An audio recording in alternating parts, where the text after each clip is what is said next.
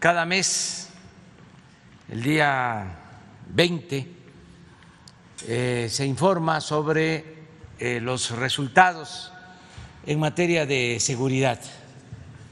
Esto lo venimos haciendo desde hace mucho tiempo. Mes con mes se presenta el informe sobre la situación de la seguridad pública y lo que se ha venido logrando para conseguir la paz en el país. Entonces vamos a tratar sobre este tema. También vamos a dar a conocer toda la logística de distribución de las vacunas que se recibieron para que se sepa a dónde se van a aplicar estas vacunas. Estamos contemplando todo el país, todo el territorio nacional, para continuar con el proceso de vacunación contra el COVID, que es lo que más nos importa, nos preocupa, nos ocupa, la pandemia, más que cualquier otra situación. Entonces, por eso ayer hablé con el director general global de Pfizer para primero agradecerles porque esta farmacéutica está cumpliendo, nos está entregando la vacuna, hacerle un reconocimiento a los científicos que crearon esta vacuna en relativamente poco tiempo, y esta vacuna pues es la esperanza para poder enfrentar la pandemia. Y aproveché para reconfirmar los envíos, el contrato que tenemos para que no nos falten las dosis y podamos avanzar en la vacunación. Fue muy amable, muy gentil y van a estarnos enviando vacunas suficientes, lo mismo que se está haciendo con otras farmacéuticas y también con el apoyo de gobiernos amigos, gobiernos del extranjero. Hoy es también el acto de investidura del nuevo presidente de Estados Unidos de América, el señor Biden. Aprovecho para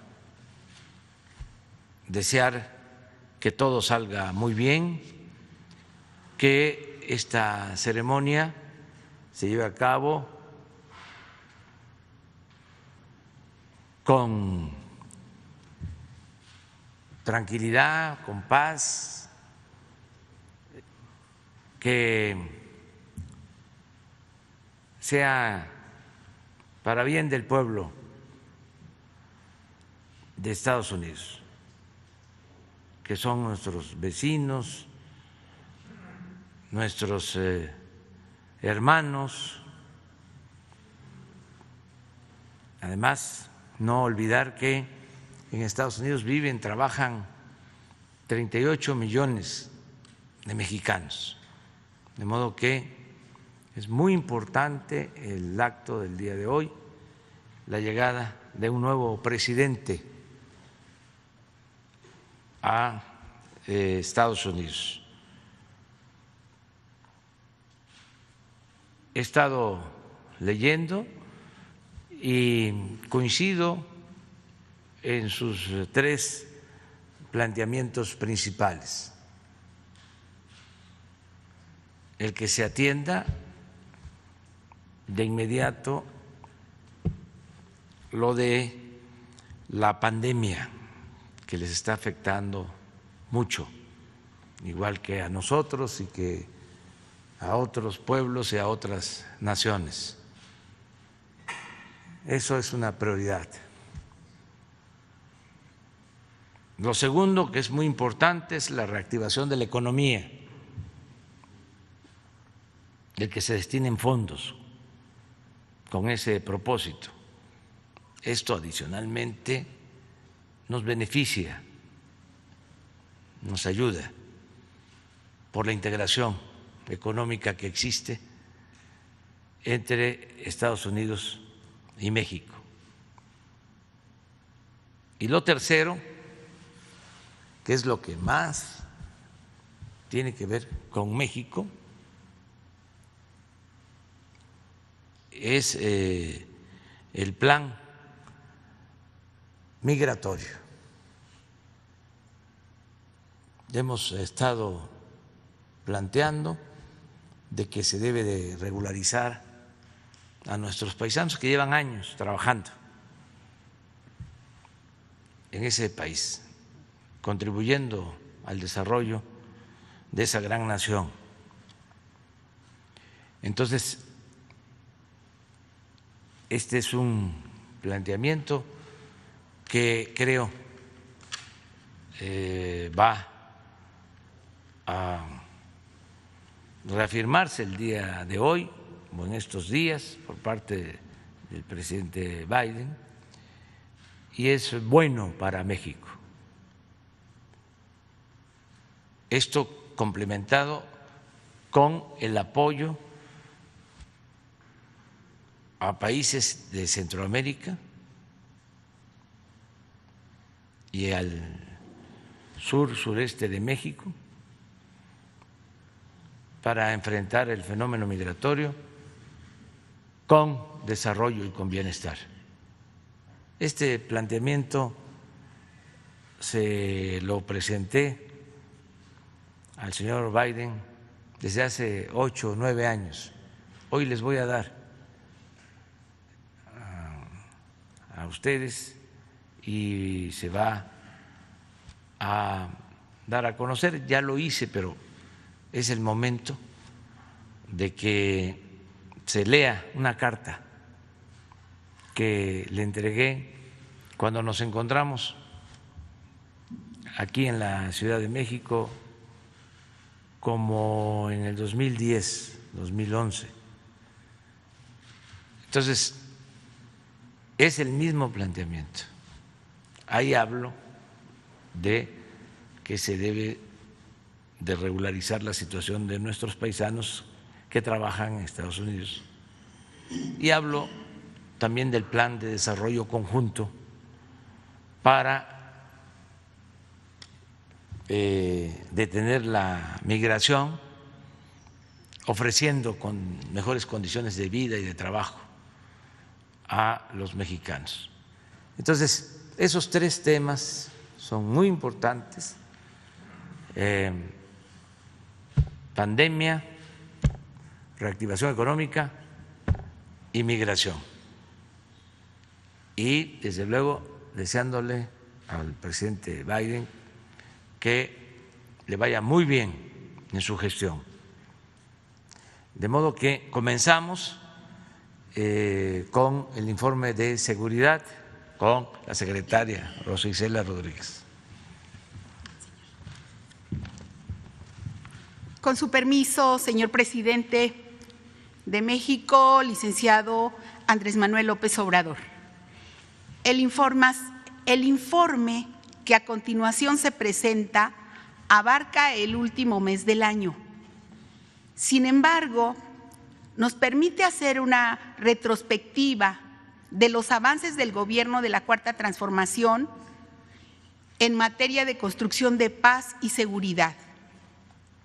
Y ha sido elaborado considerando las contribuciones de diversas instituciones que con su trabajo diario buscan que las familias mexicanas vivan en paz.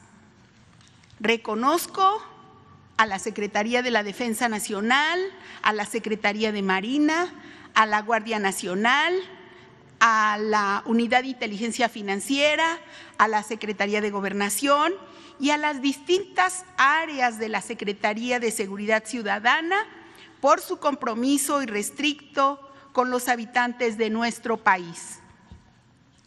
En labores de coordinación, en labores de inteligencia, en el combate a la corrupción y todo para consolidar los avances en contra de la impunidad. Tenemos una estrategia clara, una estrategia nacional de seguridad, con la misión de que este país sea seguro para todas las personas. La seguridad ciudadana está basada no solo en el combate a los delitos patrimoniales o en los delitos que más duelen, como el homicidio doloso y el secuestro, sino en atender las causas. Al iniciar esta administración, 18 de los 18 delitos de alto impacto tenían una clara tendencia a aumentar progresivamente. Para 2020 se logró reducir la incidencia con una tendencia a la baja en 16 de estos 18 delitos que tanto afectan a la población. Tenemos el reto de seguir trabajando y enfocar nuestros esfuerzos para que los delitos de feminicidio y de violencia familiar disminuyan en su incidencia y fortalecer la prevención de estos. Como la primera mujer al frente de la Secretaría de Seguridad Ciudadana, tengo el deber y el compromiso y la obligación de trabajar para revertir esta realidad que viven las mujeres en muchas zonas del país. Los delitos del fuero común, por su parte, los delitos del fuero común de alto impacto, que tuvieron descensos superiores a 20% en 2020 son secuestro, robo a transeúnte, robo de vehículo, robo en transporte público individual y colectivo, robo de ganado, robo a casa habitación. Entre ellos, el homicidio doloso estaba al alza, pero paulatinamente se ha contenido su incidencia hasta 0.4%, lo que equivale a 133 víctimas de homicidios menos que en 2019. La violencia homicida está concentrada en ciertos territorios, donde la población necesita todo el apoyo del Gobierno de México. 51.94% de los homicidios se cometieron en 6 entidades federativas y 15 municipios concentran 27.5% de los homicidios dolosos del país. Existen lugares donde debemos reforzar nuestra estrategia de manera especial. Guanajuato es la entidad federativa con mayores víctimas de homicidio doloso en términos absolutos, con 4.490 víctimas, que equivale a 13% de las cifras de víctimas a nivel nacional. El Estado de México, por otra parte, es la entidad federativa con mayor cantidad de feminicidios acumulados de enero a diciembre de 2020, con 151 víctimas. Por otra parte, en el ámbito federal, en los últimos 2 años, gracias a la coordinación y constancia del gabinete, se redujo la incidencia en 10 de los 11 delitos de alto impacto. Solo el delito de delincuencia organizada se logró disminuir, pero se aumentaron las carpetas de investigación y la judicialización de los grupos delictivos. Lo que también logramos revertir en 2020 fue el alza del delito de secuestro, el cual bajó en 24 entidades federativas hasta alcanzar una reducción total de 36.4% respecto a 2019. Otro de los logros ha sido el combate al robo de hidrocarburos, permitiéndonos un ahorro diario de 163 millones de pesos, lo que equivale a un total de 126.520 millones de pesos más en las arcas del Gobierno de México, del 1 de diciembre del 2018 al 14 de enero del presente año. El robo de hidrocarburos en noviembre de 2018 era de 81,000 barriles por día, cifra que se logró disminuir en 94% a diciembre pasado, lo que representa aún 4,800 barriles por día. La estrategia para prevenir la toma de casetas evitó daños patrimoniales a la hacienda pública por 9,587 millones de pesos en 2020. Y puedo adelantar que en lo que va de este año se ha evitado una pérdida de 384 millones de pesos. En coordinación con la Unidad de Inteligencia Financiera, se ha dado un golpe certero a la delincuencia organizada, ya que tan solo en 2020 se bloquearon 19,970 cuentas vinculadas a operaciones ilícitas por 7,750 millones de pesos. En un solo año se hizo lo que la administración anterior realizó en 4. Finalmente, podemos decir que rendimos buenas cuentas de la Estrategia Nacional de Seguridad y seguiremos trabajando con constancia y vocación para conquistar la paz que nuestro pueblo merece. Por favor, el señor subsecretario Ricardo Mejía. Gracias, secretario. Con permiso, presidente.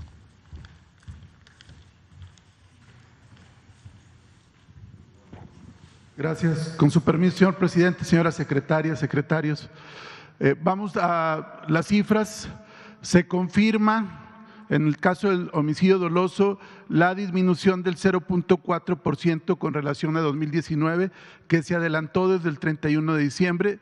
Ya con los datos del Secretariado Ejecutivo se confirma la reducción. Diciembre tiene una reducción de 1,9 con relación a noviembre del año pasado, es decir, del 2020, y diciembre es el mes más bajo de homicidios en lo que va de la presente administración. Siguiente.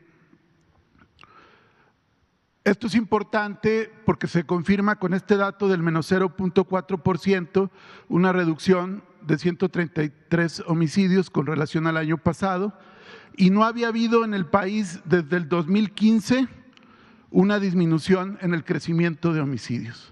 Esto es importante. Veníamos de una espiral de crecimiento donde incluso en un año se creció el 28,1% de un año al otro, y por primera vez desde 2015 hay una reducción, ahora con el 0,4% menos en 2020. Siguiente.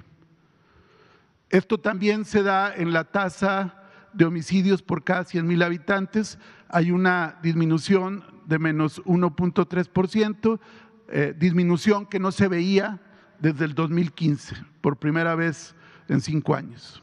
Siguiente. Como lo comentaba la secretaria Rosa Isela, 6 estados del país concentran casi el 52% de los homicidios, siendo estos Guanajuato, Baja California, Estado de México, Chihuahua, Jalisco y Michoacán, que concentran ese 51,9%. Siguiente. En el caso de Guanajuato también hay que señalarlo, que se cerró el mes pasado de diciembre con 300 homicidios dolosos. Fue el mejor mes de todo el año 2020 y se sigue trabajando para seguir disminuyendo la incidencia delictiva en este delito tan grave en Guanajuato. Siguiente. Hay 15 municipios que concentran el 27,5% de los homicidios dolosos. Ya se arrancó por instrucción del presidente el plan estratégico para estos municipios, que se verá reflejado en el próximo informe porque se arrancó con un periodo de desfase, pero ya se verá reflejado el próximo mes. Sin embargo, aquí están estos 15 municipios, siendo el mayor Tijuana y así sucesivamente los 15. Hay que destacar que estos son los datos acumulados de diciembre de 2018 a diciembre de 2020, porque hay municipios con disminuciones sensibles, como son los casos de Benito Juárez, Cancún, Quintana Roo y Acapulco, Guerrero. Siguiente. En cuanto a los feminicidios, en diciembre 31 se habló de un aumento del 0.3%. Sin embargo, ya con las carpetas verificadas del Secretariado Ejecutivo, el aumento es de apenas el 0.1%, es decir, se mejoró 2 décimas con relación al 31 de diciembre. En cuanto al mes de diciembre con relación a noviembre, hay una disminución de 8.2% en cuanto al mes de diciembre con relación a noviembre. Y hay que subrayar, como lo hemos dicho en otras ocasiones, sin querer minimizar este delito, también el incremento de carpetas tiene que ver con que se siguen protocolos de atención de violencia de género en la apertura de carpetas y no por homicidio doloso, y se va a seguir insistiendo en que se traten como feminicidio cualquier hecho de violencia que pierda la vida una mujer. Siguiente. Son 6 estados también los que concentran la mayor parte de los feminicidios en el país, destacando el Estado de México, Veracruz, Jalisco, Ciudad de México, Nuevo León y Puebla. Siguiente. En cuanto a los delitos del fuero común, el total de los delitos del fuero común, hay una disminución de 2020 con relación a 2019 de 20.2%. Es decir, se confirma este dato de una disminución del 20.2%. Siguiente. Y aquí es importante señalar, todos los delitos tienen una disminución. Delitos que van desde temas migratorios, delitos en materia de hidrocarburos, delitos cometidos por servidores públicos en general, y en el caso de delincuencia organizada, más que un incremento de incidencia delictiva, hay un incremento en la integración de carpetas de investigación, porque se está poniendo énfasis en los grupos delictivos para perseguirlos en materia penal. Siguiente. En cuanto a los delitos del fuero común, de 18 delitos de alto impacto, 16 presentan una baja, destacando progresivamente el robo en transporte público, que tiene una baja de 37.6%, el secuestro con 36.4%, robo de vehículo automotor 24.4%, y así sucesivamente, dando un promedio en el caso de los robos de 21% de disminución. Siguiente. Los únicos delitos que tienen un incremento, como aquí se dijo, es el feminicidio 0.1% y violencia familiar 4.7%. Pero ya aquí se refleja el dato del homicidio doloso, menos 0.4% en el 2020. Siguiente. Robo de vehículos, disminución de 24.4%. Hay una clara tendencia a la baja que viene desde el arranque de la administración. Es importante subrayarlo porque algunos quieren decir que solo es por el tema de la pandemia. No, todos los delitos patrimoniales tienen una tendencia a la baja consistente desde el arranque de la administración. Siguiente. En cuanto al secuestro, también es un caso muy importante de avance. Hay en el mes de diciembre con relación a noviembre, hay una disminución también de víctimas. Este mes de diciembre pasado es el mejor mes en cuanto a menos secuestros, víctimas de secuestro, desde enero de 2015, es decir, más de 5 años prácticamente, y hay una disminución del 2020 con relación al 2019 de 36.4% en este delito tan sensible. Siguiente. Y en cuanto a los resultados colectivos de las unidades antisecuestros del país, con la Coordinación Nacional Antisecuestros, hay 2.656 detenidos, 304 bandas desarticuladas, 1.167 víctimas liberadas y 149 migrantes liberados, es decir, migrantes que habían sido secuestrados por grupos de la delincuencia organizada y que afortunadamente se lograron sacar con vida y sanos, no como en otros casos, como aquel de San Fernando en Tamaulipas. Siguiente. Este es el dato del robo total que decíamos. Se confirma la tendencia, la disminución, menos 21.1%, 2020 contra 2019, igual es una tendencia que arranca con esta administración. Siguiente. Robo de hidrocarburos, hay un ahorro estimado de 126.520 millones de pesos desde el arranque de la administración, lo que equivale a un ahorro diario de 163.2 millones de pesos. Siguiente. En cuanto a las tomas de casetas, ya lo comentaba la secretaria, el año pasado casi 9.600 millones, este año en lo que va de los primeros días de enero, 384 millones, para un gran total desde que el presidente instruyó acabar con este huachicoleo carretero de casi 10,000 millones de pesos en lo que arrancó este programa. Siguiente. Cuentas bloqueadas por la Unidad de Inteligencia Financiera, un total de 19,970 el año pasado. Sigue la tendencia de mayor trabajo de la Unidad de Inteligencia Financiera en este sentido. Siguiente. Y el monto a lo que equivale son 7,750 millones, que evidentemente hay resultados de manera muy destacada mayores que los de la anterior administración. Siguiente. En cuanto al sistema penitenciario, se ha venido apoyando el traslado de personas privadas de la libertad de centros estatales a centros federales. El año pasado fue un total de 3,635 personas privadas de la libertad. Y por último, siguiente.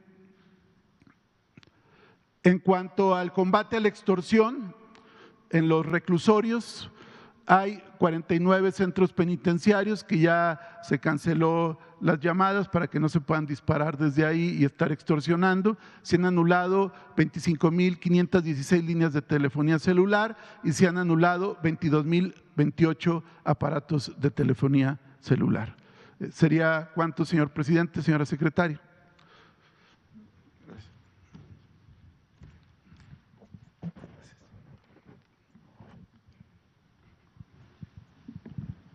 Con su permiso, señor presidente.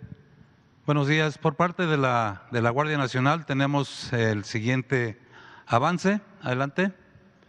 La Fuerza Operativa y el despliegue de la Guardia Nacional continúan los 98,282 elementos. Ya estamos desplegados en 200 coordinaciones regionales de las 266 que se tiene previsto para cubrir pues la mayor parte del territorio nacional. Adelante. Están por estados los efectivos que la Guardia Nacional dispone en cada estado.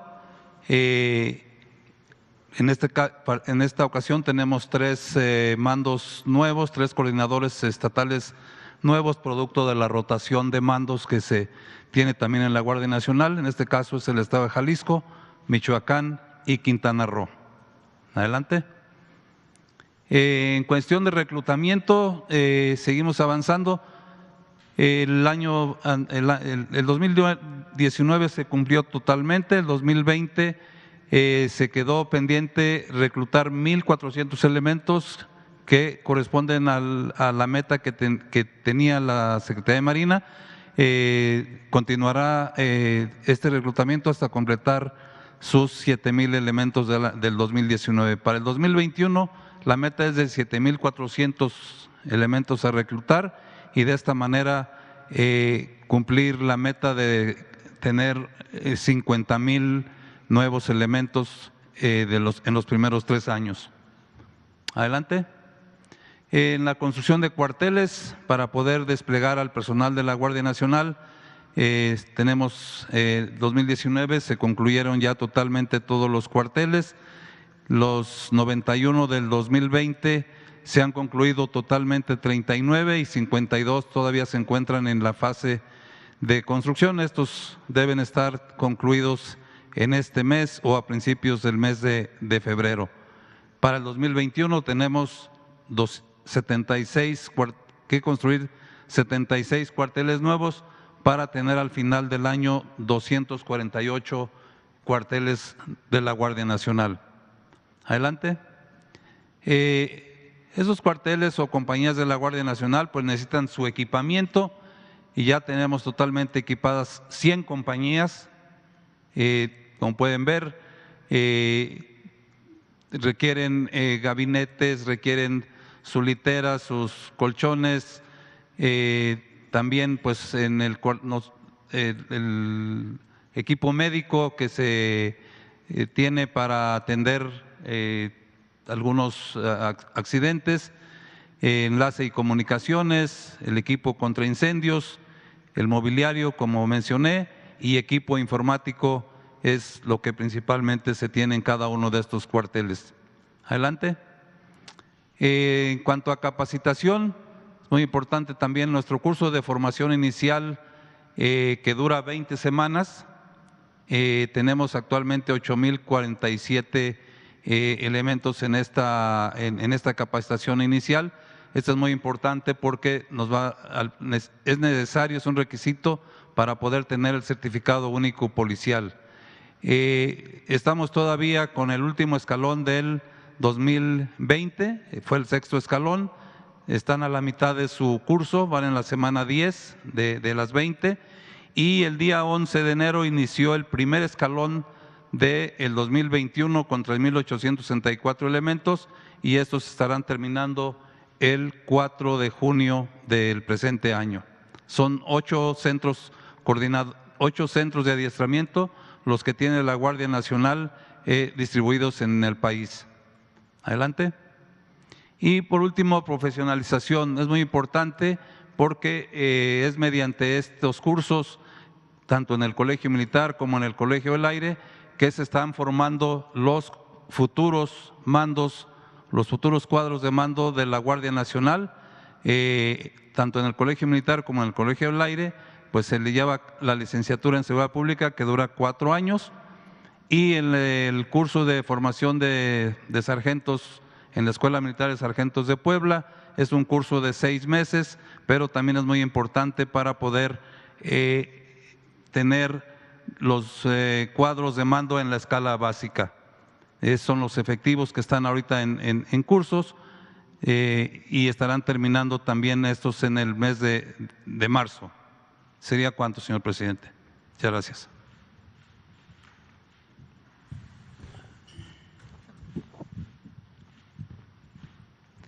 Con su permiso, señor presidente, vamos a exponerles aquí el despliegue territorial de todo el personal de las fuerzas federales. Del total de efectivos desplegados se encuentran el 86% y las aeronaves, las embarcaciones, etcétera. La que sigue, por favor. El personal desplegado del 1 al 19 de enero tenemos 152,538, tanto en las fronteras norte, frontera sur, en los litorales, etcétera. Y aquí viene cada uno de ellos que les vamos a ir viendo uno por uno. La que sigue. En lo que se refiere a operaciones para la construcción de la paz, tenemos 85,346 elementos desplegados. Lo que se ha hecho ahorita con este personal, tenemos recorridos carreteros, se lleva esta cantidad, igualmente detenciones aeronaves, 3 a lo que va del 1 al 19. La que sigue. En lo que se refiere a operaciones de infantería y marina, tenemos 6,516 elementos desplegados y operaciones de infantería se han llevado a cabo 167. La que sigue, por favor.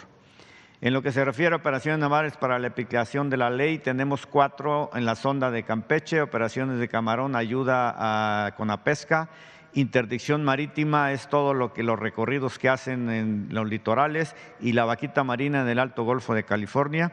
En las operaciones de sonda de Campeche llevamos 34 operaciones a la fecha, artes de pesca aseguradas en apoyo con la pesca y metros de redes aseguradas 900, normalmente son aquí en el Alto Golfo de California. La que sigue. En lo que se refiere a protección y seguridad de puertos, tenemos 1,157 elementos, se lleva a la fecha 660 operaciones de vigilancia y se han asegurado 20 paquetes. La que sigue, por favor. En lo que se refiere a salvaguarda de la vida humana en la mar, tenemos 33 estaciones navales de búsqueda y de rescate distribuidas en ambos litorales con 728 elementos. Se han acudido a 19 llamadas de auxilio, se han rescatado 21 náufragos y evacuaciones médicas 2. La que sigue, por favor. En lo que se refiere al plan DN3, plan Marina y plan de la Guardia Nacional para atenciones de emergencia sanitaria, nada más COVID-19, se tienen desplegados 54,065 elementos. Todo esto lo que se ha llevado a cabo, 658,326 vacunas aplicadas en 879 centros y 138 toneladas de insumos médicos, acumulándose a la fecha 8,806 toneladas. Le cedo la palabra al general secretario. Con permiso, señor presidente. Adelante, por favor. Siguiendo con las misiones que cumplen las fuerzas del Estado mexicano, tenemos aquí a 32,110 hombres que están cumpliendo durante este mes la seguridad de instalaciones estratégicas, las operaciones para el combate al mercado ilícito de combustible, el plan de migración y desarrollo en la frontera norte-sur, atención a desastres y la erradicación de plantíos ilícitos. También una presencia de la Guardia Nacional en 56 instalaciones aeroportuarias. Adelante, por favor.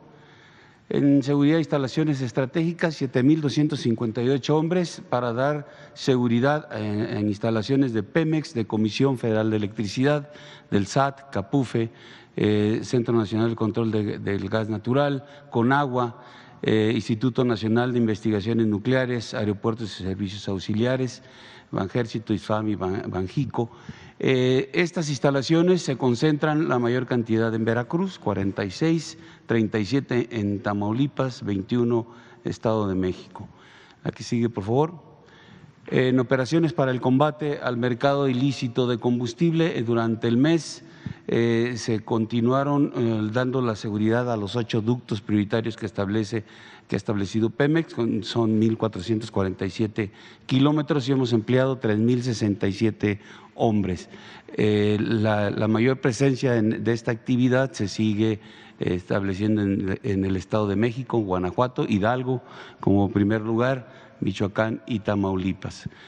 Se han detenido a 19 personas, se han localizado 549 tomas clandestinas, recuperado 906,907 litros de combustible, 5 predios asegurados, 91 vehículos asegurados. Y también en el mes se están realizando el plan de transporte de combustible terrestre en apoyo a Pemex con las 612 autotanques que se tienen en operación. Se han distribuido en este mes 4,200 millones de litros de combustible en las 15 rutas de abastecimiento que se tienen considerados. Adelante. En lo que se refiere al plan de migración y desarrollo de la frontera norte y sur, se continúan con 3,748 hombres, con 30 puestos de revisión migratoria, 347 puntos de control migratorio. Se han rescatado en lo que va del año 2,439 migrantes y se continúan dando el apoyo en los centros integradores de migrantes en Ciudad Juárez y en Tijuana. A la fecha se han proporcionado 15,406 raciones calientes. Adelante, por favor.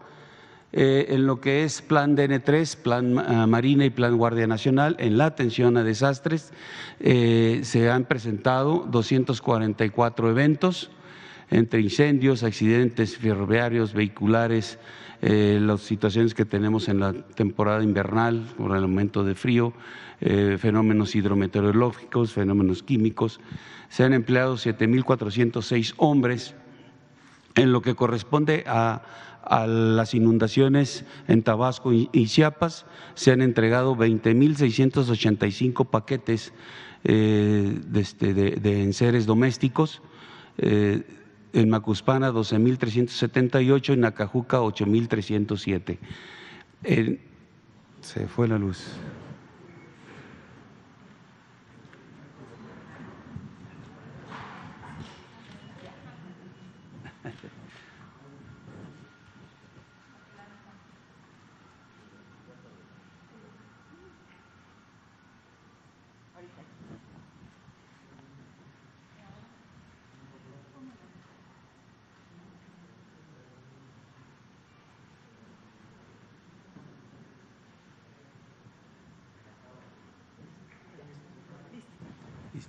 Se volvió a ir.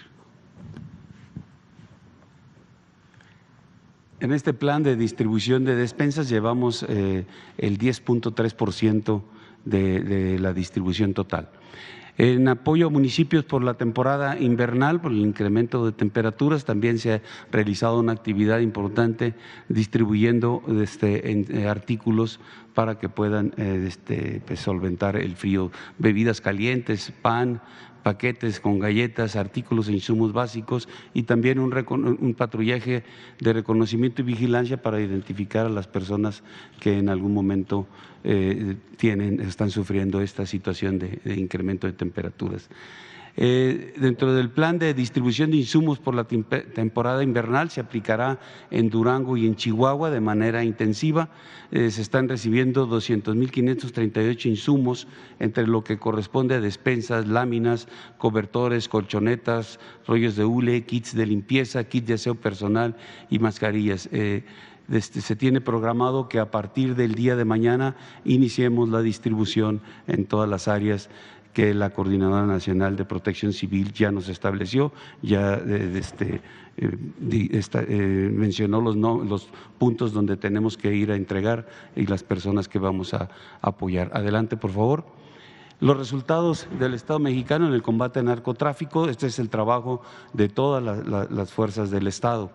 Aquí en erradicación de plantíos y aseguramiento de drogas, en el mes 6 hectáreas de marihuana, 96 de amapola erradicadas, en marihuana 601 kilogramos asegurados, 2.348 kilogramos de cocaína. Estamos empleando 7.031 hombres para estas actividades. Adelante, por favor. En cuanto a laboratorios, en el mes se aseguraron 3. Llevamos también 45 kilogramos de metanfetaminas, 36 kilogramos de fentanilo. Adelante.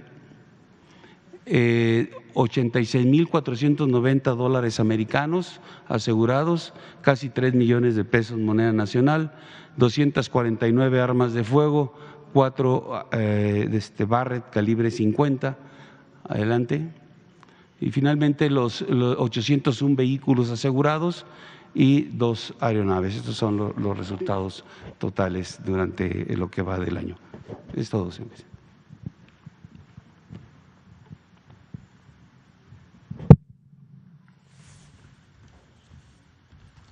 Ahora vamos a informar sobre la distribución de las vacunas. Vamos a que se sepa dónde se van a aplicar las vacunas que acaban de recibirse.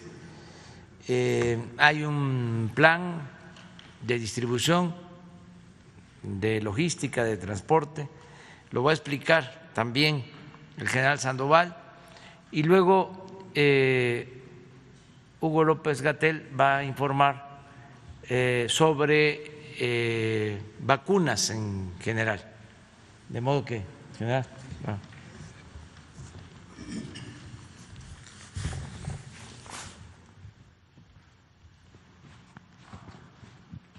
Aquí tenemos el plan para la distribución de las vacunas, de las que acaban de arribar. Por favor, la siguiente. El día de ayer fueron distribuidas vacunas en diferentes puntos, aquí en la Ciudad de México, también aquí en el Banco de Tejidos en Toluca, Estado de México, las de aquí de la Ciudad de México están en el INCAN. Estas vacunas, al igual, a ver si podemos pasar a la siguiente. Al igual que las del Laboratorio Estatal de Salud Pública en Guadalupe, Nuevo León, y las que están en el 69 Batallón de Infantería en Saltillo, Coahuila, todas estas se van a distribuir el día de hoy. Si regresamos, por favor. Iniciamos la distribución a las 8 de la mañana. Todas las rutas de distribución inician a esa hora. Unas van por tierra, esta del Estado de México, sale a las 8 de la mañana hacia los hospitales. La del INCAN sale unas rutas terrestres que van inicialmente al 81 Batallón, a Tlalpan. Ahí son para los 50 hospitales de la Ciudad de México. Y también las rutas terrestres que van a Hidalgo, Morelos, Puebla, Querétaro y Tlaxcala. También del INCAN salen hacia la base aérea número 19 y en el aeropuerto de la Ciudad de México, todo lo que va por vía aérea para distribuir a los 25 estados restantes. La distribución aérea la iniciamos a las 10 de la mañana hacia esos estados, de ahí se trasladarán a los puntos principales en los estados y posteriormente a los diferentes hospitales donde la recibirán la brigada de correcaminos que está en cada uno de ellos. Y tenemos considerado para la aplicación de estas vacunas, al igual que la anterior, 3 días. Adelante, por favor. Este es el mismo esquema, nada más saliendo de Guadalupe y de Saltillo. De Guadalupe se inicia el traslado hacia los hospitales. De Saltillo inician rutas terrestres y rutas aéreas. Hay rutas que van hasta Piedras Negras, entonces tenemos la necesidad de hacerlo aéreo para poder en el menor tiempo posible poner a disposición las vacunas en los hospitales y entregárselas a las brigadas que ahí se encuentran. Adelante, por favor. Esta es la distribución de las vacunas, las 219.375 dosis, 480 hospitales a los que hay que distribuir las vacunas, los 32 centros de redistribución, que son los estados, las ciudades en los estados. Hicimos 9 rutas aéreas, empleando 41 aeronaves. Tenemos 127 escoltas de seguridad en 127 rutas y las brigadas pues se integran de la misma manera como se hizo la vez anterior. O sea, se activan 480 brigadas en esta ocasión. Estamos iniciando la primera entrega será a las 8:30 en la Ciudad de México. Empezamos a las 8 la distribución terrestre, 8:30 estaremos en el primer punto y el último punto será en el Nayarit a las 23 horas, ya el último hospital que estaremos entregando el día de hoy. Y el día de mañana a las 8 de la mañana estará dando inicio a la vacunación. La que sigue, por favor. La brigada que se integra de la misma manera, 480 brigadas que se ponen en ejecución el día de hoy bajo el mismo esquema, la misma responsabilidad de coordinar toda esta actividad de vacunación. Adelante, por favor. Esta es lo que es el plan de las rutas aéreas que van a los estados. Tenemos la ruta número 1 que va a ser de Tijuana y luego baja a La Paz. La ruta número 2 que va a Hermosillo y luego a Chihuahua, la ruta número 3 que llega a Mérida, después a Cancún, Chetumal y termina en Campeche. Aquí hago el comentario de que en esta ruta están incluidas 20,000 vacunas para los maestros en Campeche. La ruta número 4 que iniciaremos en León, luego nos vamos a San Luis, posteriormente a Zacatecas, Durango, Culiacán y luego bajamos a Nayarit.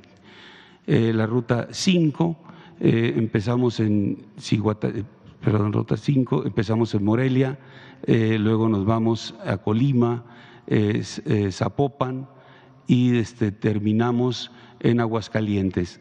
La ruta número 6 empezamos aquí en Veracruz, nos vamos a Oaxaca, después a Tuxtla y finalizamos en Villahermosa.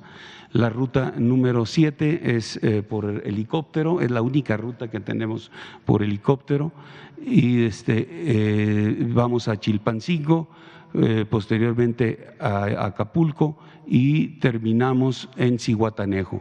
La ruta número 8 la empezamos en Tampico, luego Ciudad Victoria, Reynosa y terminamos en Nuevo Laredo.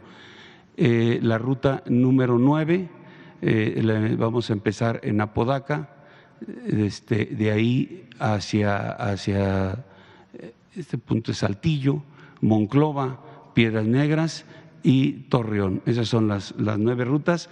Hubo, a diferencia del plan anterior, algunas modificaciones para hacerlo más reducido el tiempo de entrega. Modificamos estas rutas del norte y modificamos la ruta de Coahuila para poder hacerlo con más rapidez. En esos estados nos tardamos un poco la vez anterior. La que sigue, por favor. Estas son las rutas ya en específico, las que acabo de explicar. Adelante, por favor. Este es el planeo de la parte de distribución después de llegar a los respectivos estados. Aquí estamos empleando para la distribución rutas aéreas con 32 aeronaves en total, 2 de ala fija y 24 helicópteros de Sedena, un avión y 2 helicópteros de Semar y 3 helicópteros de la Guardia Nacional. Con todo este despliegue hacemos llegar a los hospitales con mayor rapidez las vacunas que se necesitarán para esta fase. Es todo, señor presidente.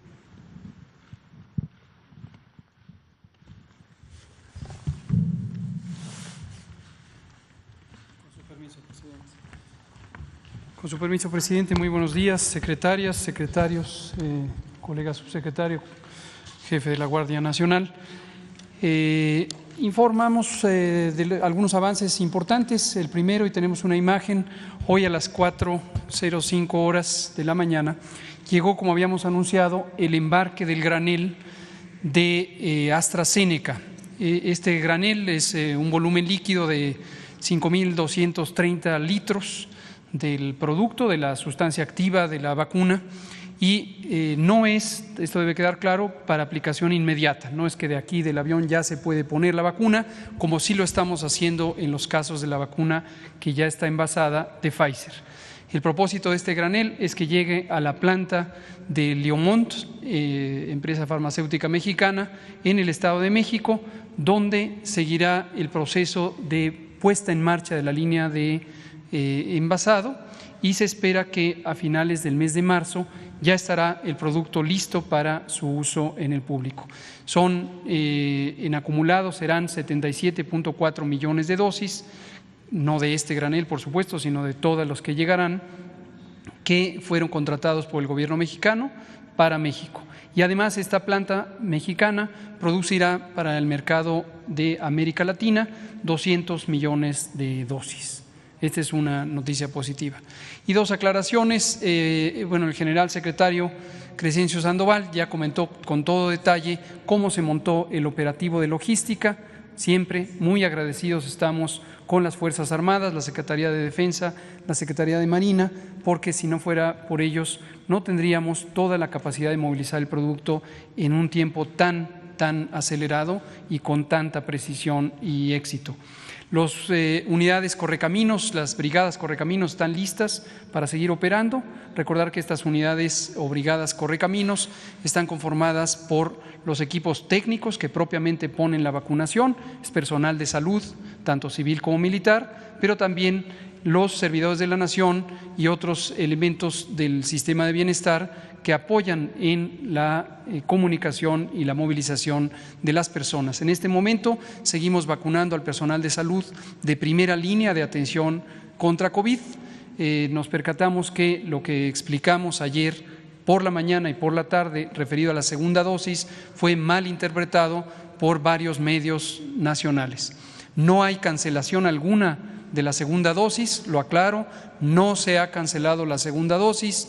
Circuló un oficio que hizo el director del Hospital de Torreón en Coahuila que se prestó a confusión. No hay cancelación de la segunda dosis. Se pondrá la segunda dosis. De hecho, en este embarque se tienen contempladas las dosis suficientes para esa segunda dosis.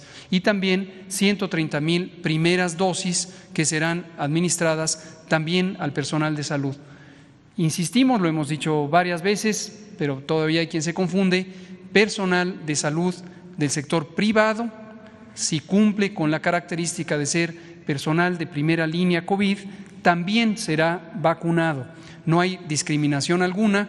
Nuestros compañeras y compañeros en el sector privado que están atendiendo COVID, por supuesto, merecen el mismo trato que quienes atienden en las instituciones públicas y nos interesa además que sean protegidas y protegidos oportunamente. Esto es todo. Muy bien, es la información en general. Ayer quedaron pendientes 3 compañeros y luego abrimos. Sí, pero vamos a darle, ¿no?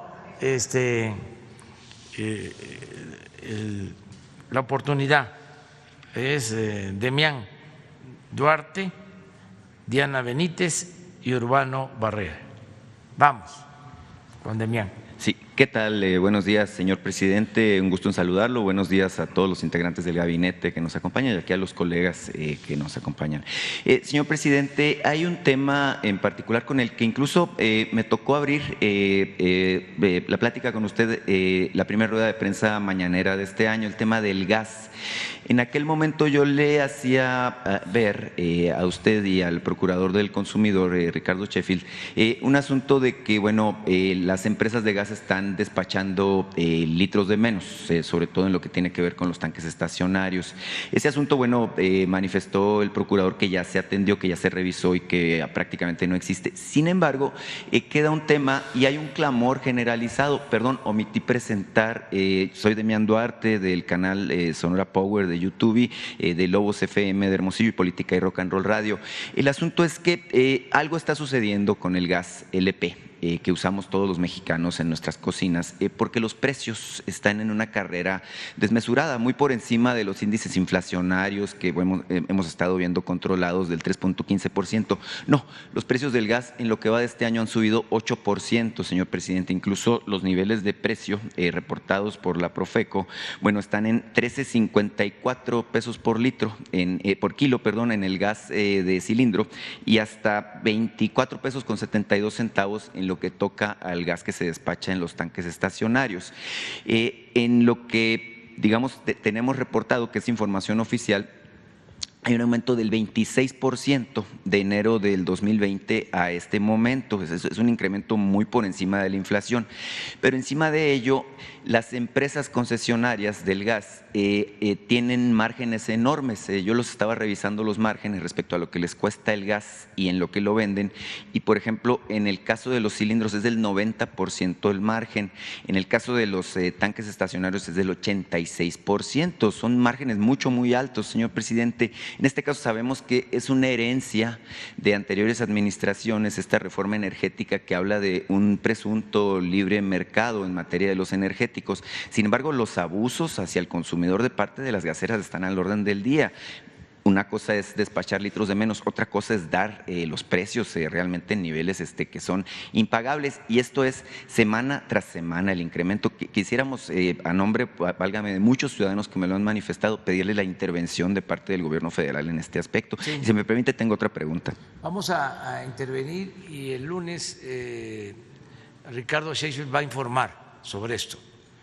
Decirles que hay un compromiso, y los compromisos se cumplen, de que no aumentan los energéticos, ni las gasolinas, ni el diésel, ni el gas, ni la luz, en términos reales. No van a aumentar durante el sexenio, y lo he venido cumpliendo. Incluso en el caso de las gasolinas, del diésel, ha habido disminución en términos reales. Y así va a ser con el gas. Y en efecto, iniciando enero, pensando que era una cosa de temporada, se han dado incrementos. No sé en qué proporción, pero vamos a hacer el análisis, la revisión, para que se cumpla el compromiso de que no haya aumentos en los combustibles por encima de la inflación. Ese es el acuerdo. Entonces el lunes Ricardo va a informar y se van a aplicar medidas si esto es como tú lo planteas, para garantizar el compromiso de que no haya aumentos en los precios. Sí, muchas gracias, señor presidente. Tengo un segundo tema. Usted sabe, yo vengo de Sonora. Bueno, en particular, no todo puede ser malas noticias, no todo es crujir de huesos y rechinar de dientes. Y ayer, bueno, los Naranjeros de Hermosillo y los Tomateros de Culiacán pasaron a la ronda de finales de la Liga Mexicana del Pacífico. No le voy a pedir que nos diga a quién le va, porque los dos son equipos de México. Yo obviamente le voy a los Naranjeros, que irían por su campeonato 17. Bueno, les echamos muchas porras. Y por supuesto, ya que estamos en Sonora, en la región, le quiero poner de manifiesto un par de asuntos. En el caso de Hermosillo, señor presidente, estamos muy agradecidos de veras con su gobierno y con usted, bueno, por los apoyos que se han dado. De hecho, está por concluir el plan de pavimentación que se está haciendo en la ciudad.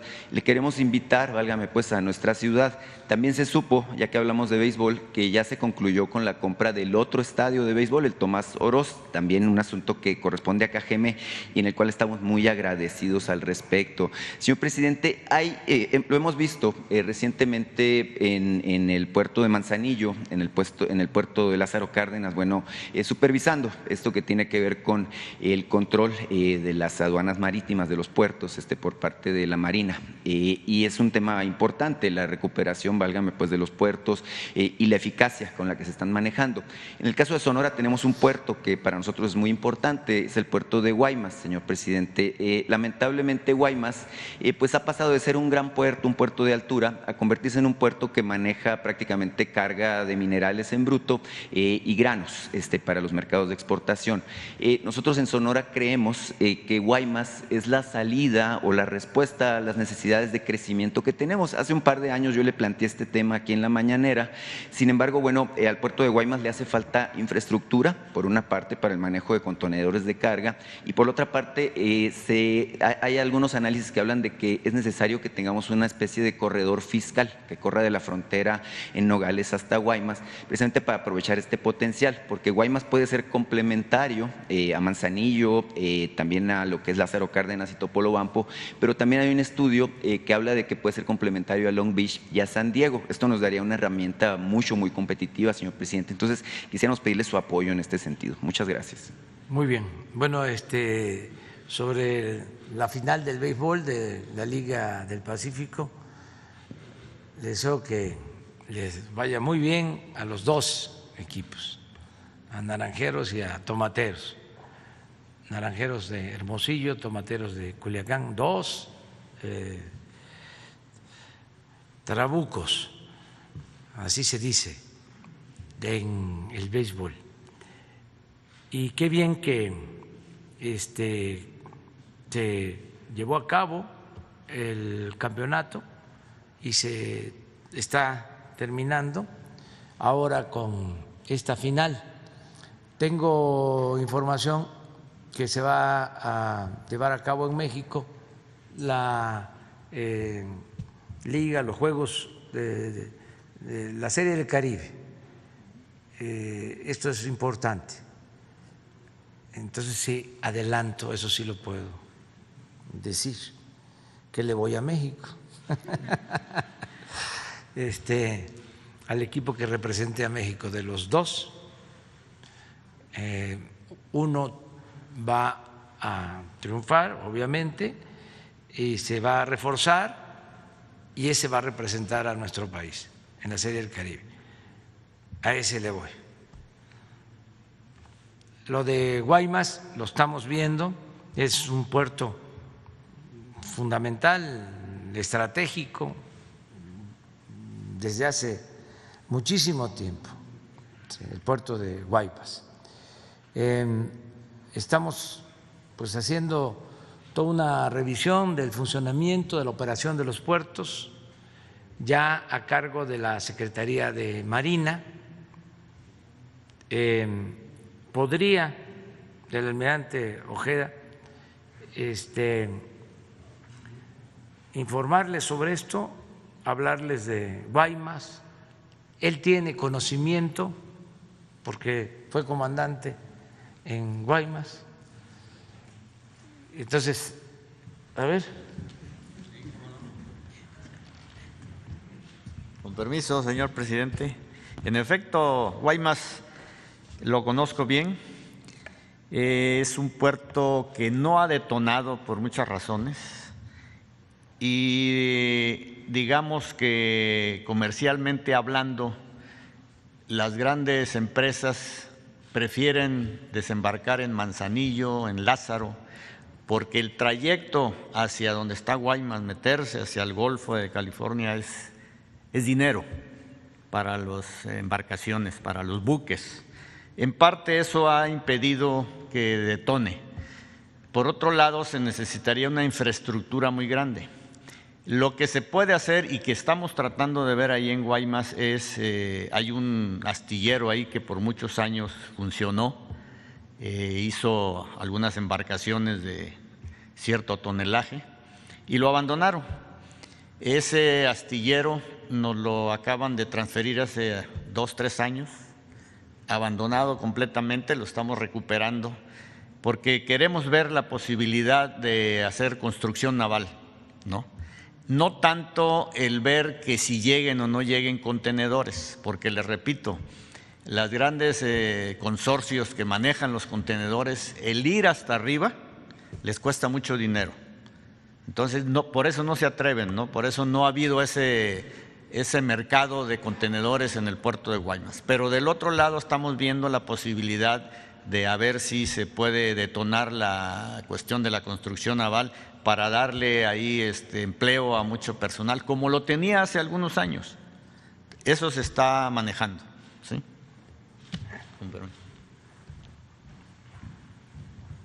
Hoy precisamente el almirante Ojeda me hablaba de la construcción ya en nuestro país de dragas a cargo de la Secretaría de Marina. Estamos analizando esto para construir embarcaciones.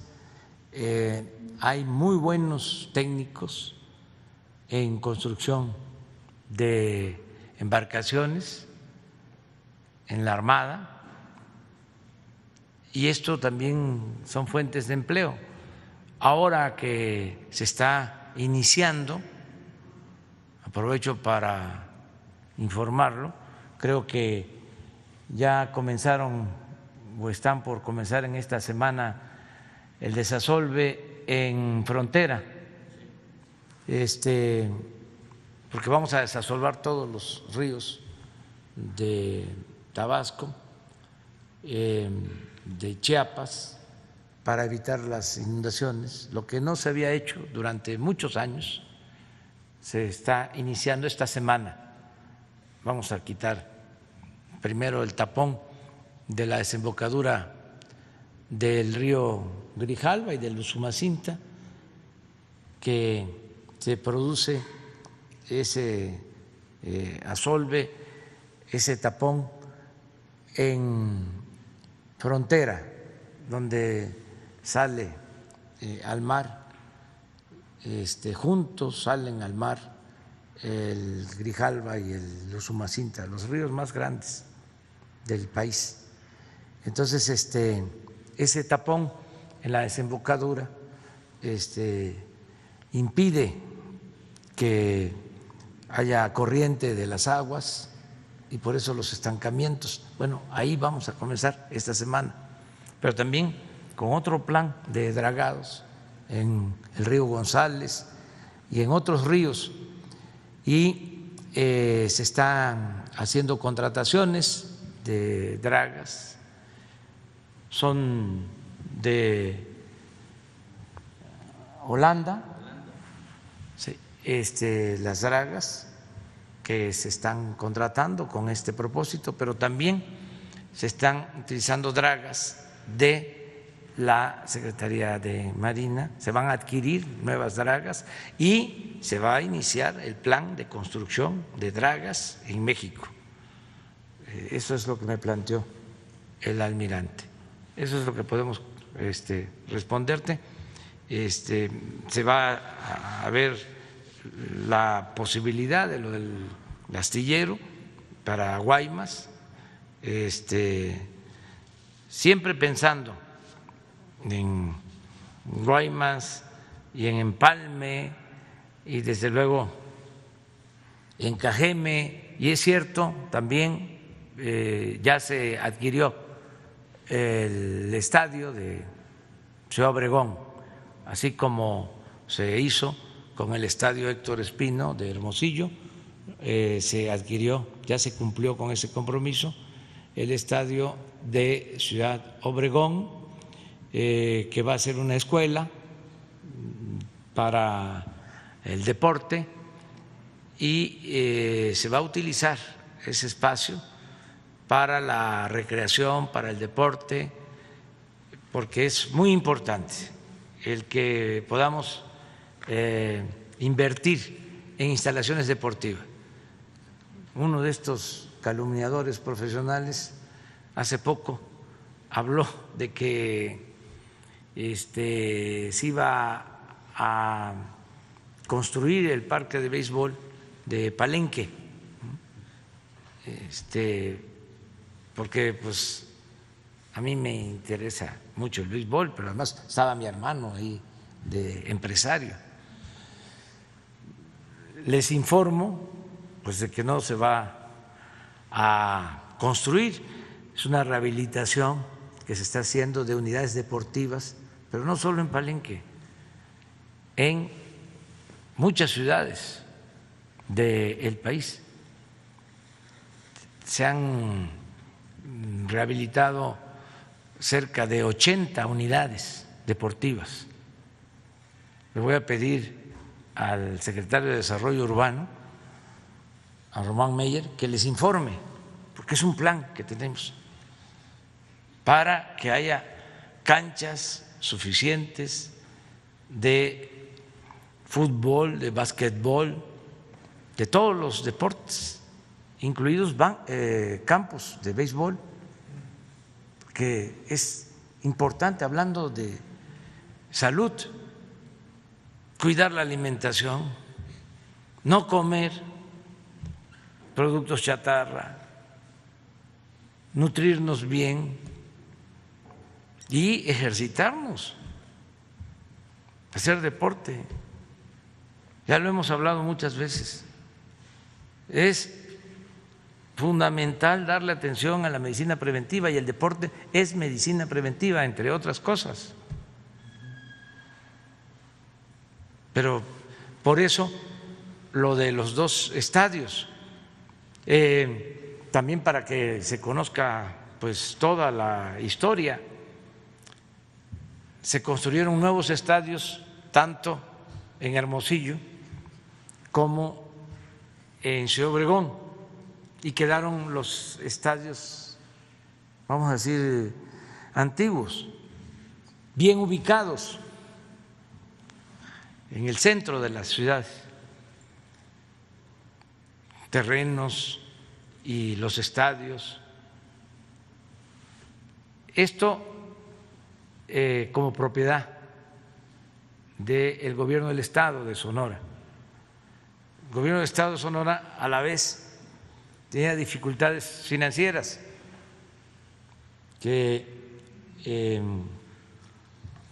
se relacionaban con el pago de las pensiones de trabajadores del gobierno. Entonces la gobernadora nos planteó que en vez de vender los estadios a particulares para hacer plazas comerciales, que por qué no la federación ayudaba y se adquirían los estadios para que quedara en beneficio de la comunidad, para el deporte. Y se hicieron avalúos y así fue que se adquirieron los dos estadios. Primero el de Hermosillo, pero como tenemos que atender a todos por igual, es Obregón y es Hermosillo, es Ciudad del Carmen y es Campeche, es Chihuahua y es Juárez, parejo, todo. Entonces, eso es lo que estamos llevando a cabo ahí. ¿No va a reiterar, presidente, la invitación a nuestra ciudad, el tema de la pavimentación? Sí, vamos a ir también. En el caso de la pavimentación, corresponde a los gobiernos municipales, pero también estamos ayudando, porque me tocó ir a Juárez y me tocó una gira de los recorridos que hago por el país, a Hermosillo, y voy por las calles y se me emparejan los carros para saludarme y todo, y algunos me hacen planteamientos. Y me acuerdo que en Juárez y que en Hermosillo, muy insistentemente, ¿no?, sobre todo en Hermosillo, bajaban el vidrio: oiga, ayúdennos, son muchos los baches, hay muchos baches. Y se podría decir, eso no corresponde a la federación, eso es del Estado o del municipio, ¿no? Pero si tenemos un programa de desarrollo urbano, estamos interviniendo en cerca de 100 ciudades con obras de infraestructura en colonias populares, ayudando a que se atiendan las necesidades de servicio, pues podemos ayudar también, ¿sí?, en este tipo de actividades. Y qué bueno que ya están terminando el programa de pavimentación. Ahí lo que se hizo es que se transfirió un recurso al gobierno municipal para llevar a cabo esa obra. Quién sabe si pueda ir ahora, pero cuando vaya, ya vamos a supervisar. Muy bien. Vamos con Diana Benítez. Buenos días, presidente, secretarios, subsecretarios. Presidente, preguntarle: ayer el fiscal general, en una postura muy crítica sobre esta investigación que se abrió contra el general Cienfuegos, pues indicó que se irá a juicio internacional contra la DEA, pues cuestionó el por qué, si tenían una investigación tan sólida como presumían, a la mera hora se rajaron, y pues prácticamente él considera que solo se buscó el espectáculo. ¿Cómo cree que esto pueda afectar con el nuevo gobierno de Estados Unidos? ¿Qué va a hacer el gobierno de México para reconstruir esta confianza, para tratar temas de seguridad? Porque pues evidentemente se quedó trastocada con esta situación. ¿Qué me puede responder, por favor? Pues que se tiene que buscar que haya cooperación ordenada, respetuosa, y que no haya injerencismo de ningún gobierno, que nosotros no nos metamos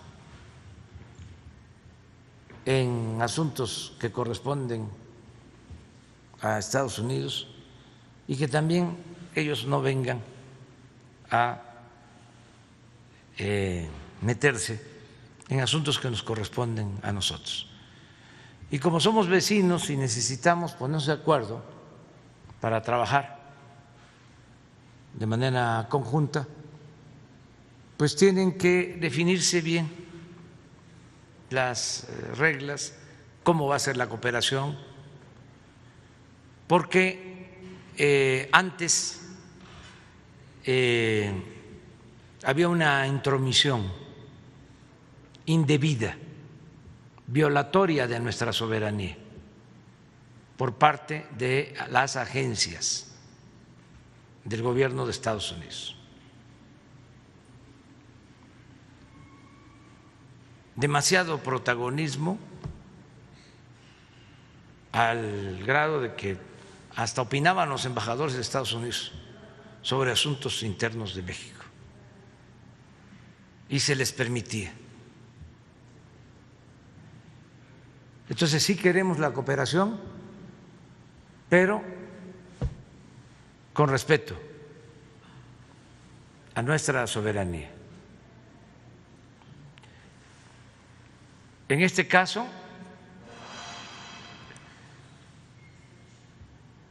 fue indebido lo que se hizo, porque se detiene al general Cienfuegos y no hay pruebas.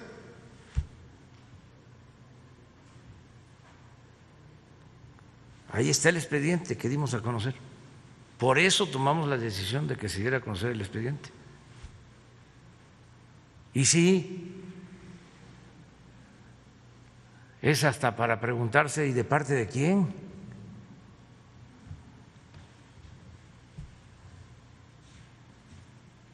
¿Cómo es posible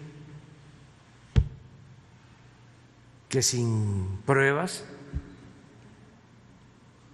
se inicie un proceso en contra de un mexicano, quien sea?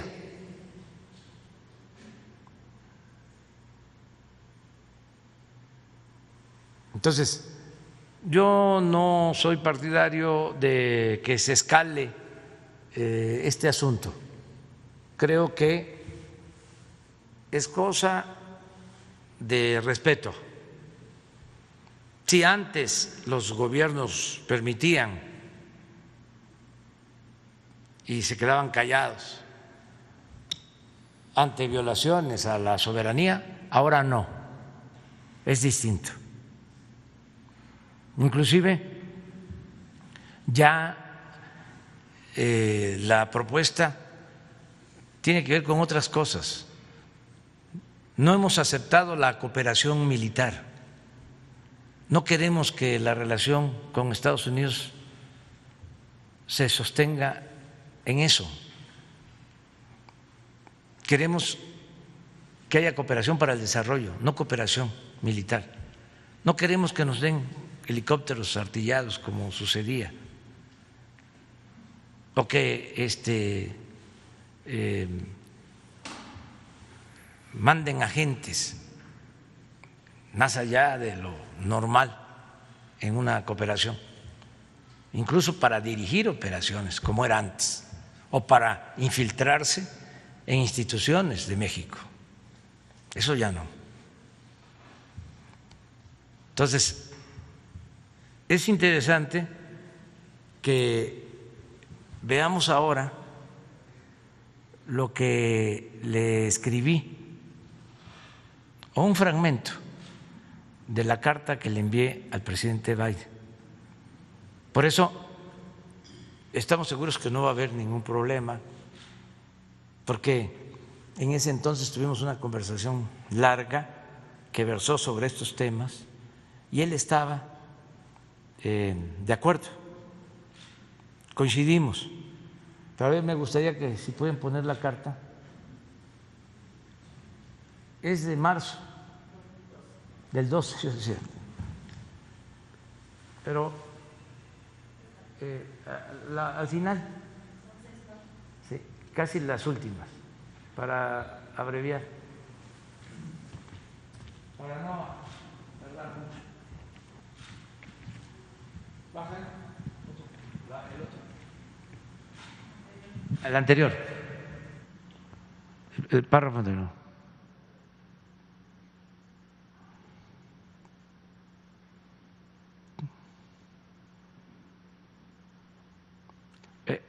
Un anterior a este. Aquí.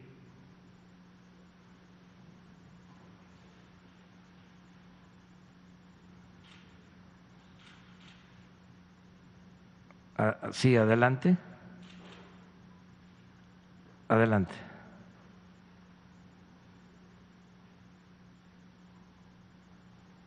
Aquí está. En este marco, ciudadano vicepresidente, es que les propondremos formalmente, en su momento, un cambio sustancial en la relación bilateral entre nuestros gobiernos. Estamos preparados para convencer y persuadir a las autoridades de Estados Unidos de que por el bien de las dos naciones es más eficaz y más humano aplicar una política de cooperación para el desarrollo que insistir, como sucede actualmente en el 2012, en dar prioridad a la cooperación policíaca y militar.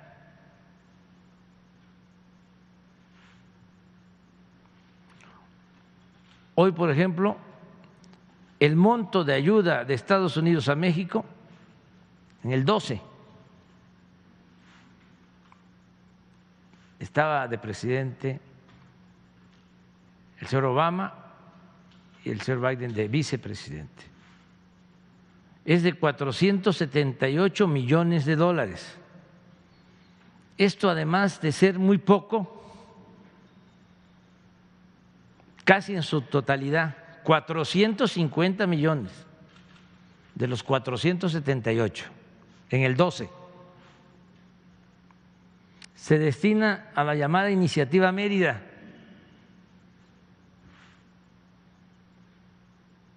con claridad decimos que nuestra propuesta es obtener más recursos y cambiar las prioridades. Lo primero debe ser el desarrollo y el empleo. Los problemas de índole económico y social no se resuelven con medidas coercitivas.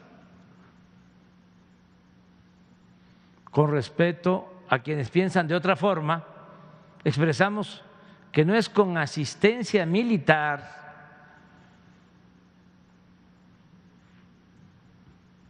y de inteligencia o con envíos de helicópteros y armas como se remediará el problema de la inseguridad y de la violencia en nuestro país. Tampoco se detendrá el flujo migratorio construyendo muros. Fíjense desde cuánto. Todavía no llegaba el presidente Trump, porque hay que aclarar que el muro se viene construyendo desde hace mucho tiempo. Cada presidente de Estados Unidos ha hecho su parte de muro, sea demócrata o republicano.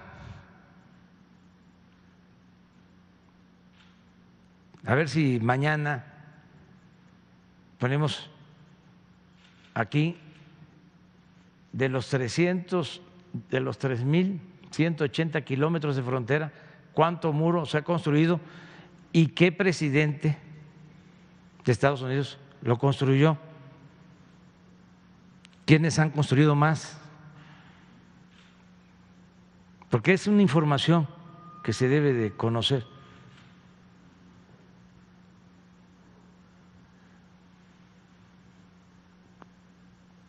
No se detendrá el flujo migratorio construyendo muros, haciendo razias o militarizando la frontera.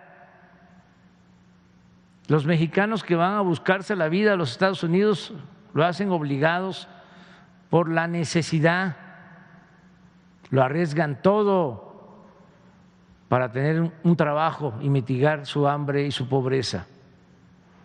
En esencia, lo que planteamos es que el gobierno de los Estados Unidos aumente y den un nuevo cauce a la ayuda, aumente y dé un nuevo cauce a la ayuda oficial a México.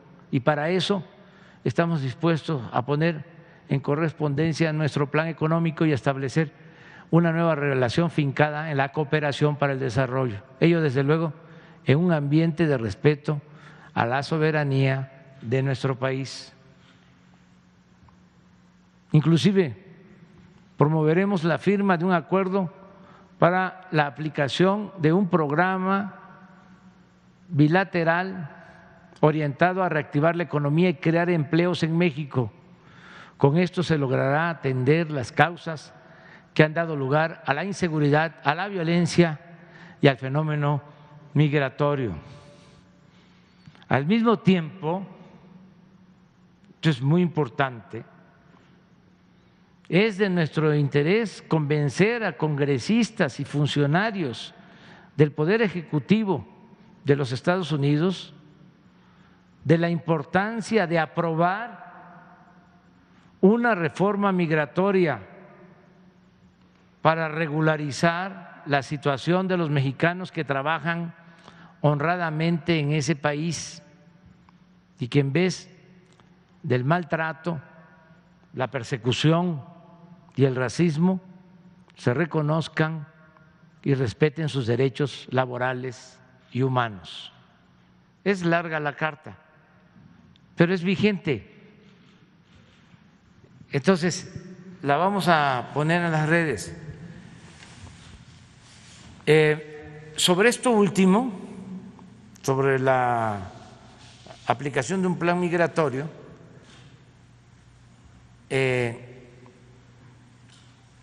en la conversación que tuvimos, él me planteó, porque esto se da antes de la elección para el segundo periodo del presidente Obama, y él me dice que tienen el compromiso de llevar a cabo la reforma migratoria,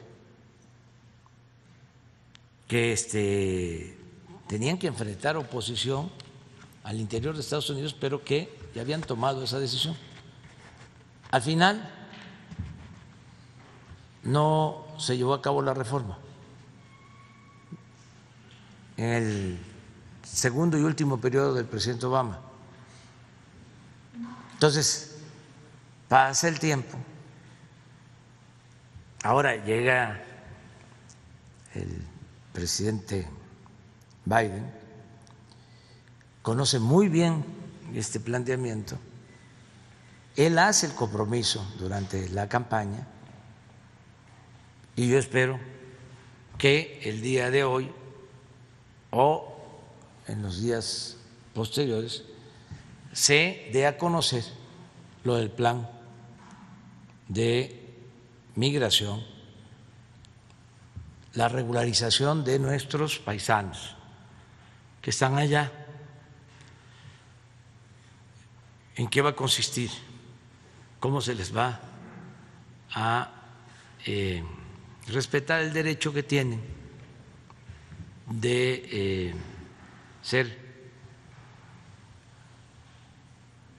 reconocidos como ciudadanos estadounidenses, que tengan la doble nacionalidad? Presidente, una segunda pregunta. No sé si tuvo alguna conversación telefónica con Donald Trump para despedirse y también si buscaría una nueva llamada con el nuevo presidente de Estados Unidos, si buscarían un encuentro. No, ya no pude despedirme del presidente Trump. Sí, aprovecho para expresar que fue buena la relación que tuvimos con el presidente Trump y creo que en beneficio de México en distintos asuntos. Fueron pocos los desencuentros, las diferencias, una en particular, el propósito, la decisión unilateral de querer imponer aranceles. Eso fue lo más complicado en toda la relación con el presidente Trump. Afortunadamente se llegó a un acuerdo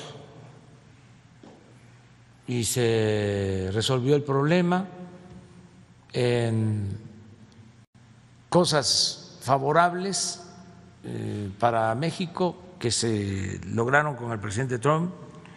Pues primero, el respeto a nuestra soberanía. Nunca tomó la decisión de mandar agentes para ocuparse de casos que solo nos corresponden a nosotros. En los momentos difíciles, en los casos de Sinaloa, cuando el hijo del señor Guzmán Loera fue detenido y luego se le liberó por las razones que explicamos en su momento.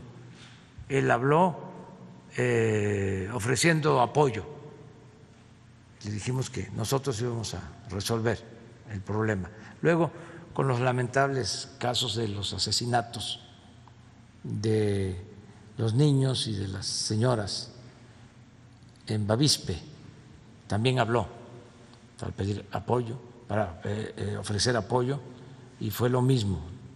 Nosotros vamos a hacernos cargo.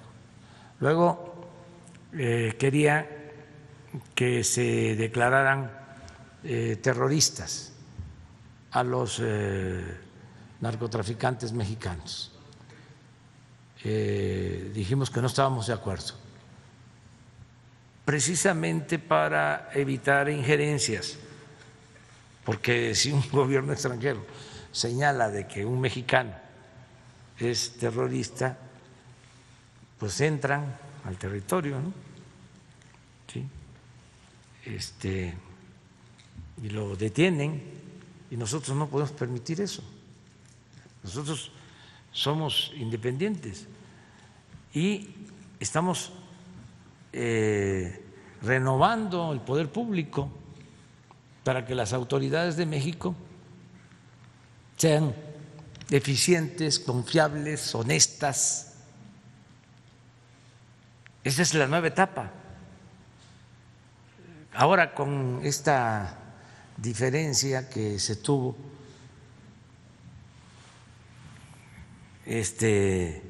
pues muchos pensaron estuvo mal, ¿no?, que se liberara al general Cienfuegos, porque durante mucho tiempo ha existido,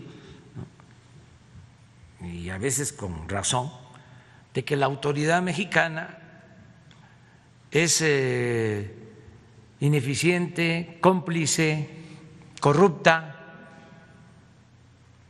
y que lo que hacen en Estados Unidos